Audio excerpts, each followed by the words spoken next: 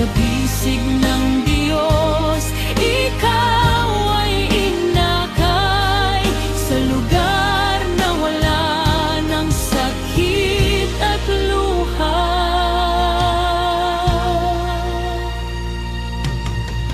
Kung ang mundo'y naging mabigat sa'yo, kung ang paghinga ay napagod na rin, sa langit ka na muna magpapahinga, habang kami natutong mabuhay na wala ka.